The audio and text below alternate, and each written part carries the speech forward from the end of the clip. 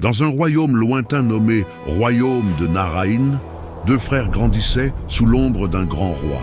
Le roi Idriss était respecté, fort, juste. Mais le temps ne pardonne personne. Ses deux fils étaient très différents. L'aîné, Amir calme, stratège, intelligent. Il parlait peu mais observait tout. Le cadet, Samir, un charismatique, courageux, aimé du peuple.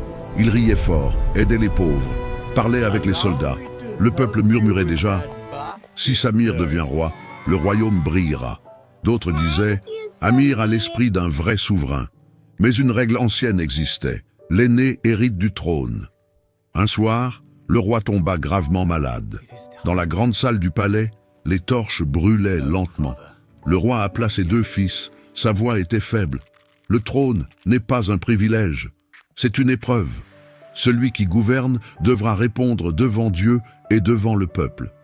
Il regarda Amir, puis Samir. Celui qui aime le pouvoir ne doit jamais l'avoir. Quelques jours plus tard, le roi mourut. Le royaume entra dans le deuil. Les anciens du royaume se réunirent. La loi était claire. Amir devait devenir roi. Mais le peuple criait le nom de Samir dans les rues. La tension monta.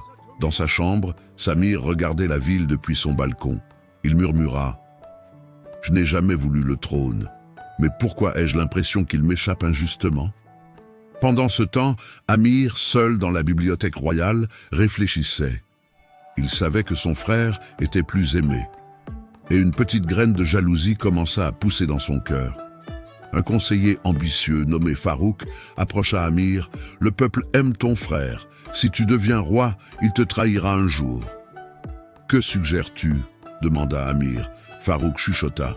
« Éloigne-le, envoie-le diriger les frontières. » Loin.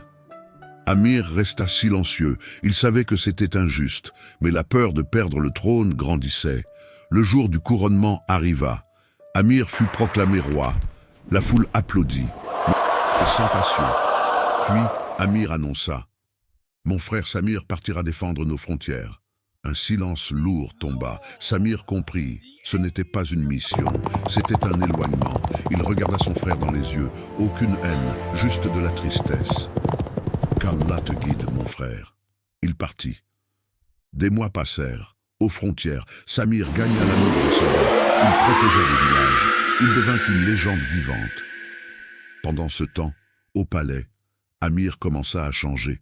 La peur devint méfiance. La méfiance devint dureté. Et une nuit, une révolte éclata dans la capitale. Les gens criaient « Nous voulons Samir !» We demand change! We will not be silenced! Down with the tyrant! Amir réalisa alors que porter la couronne est plus lourd que l'or dont elle est faite.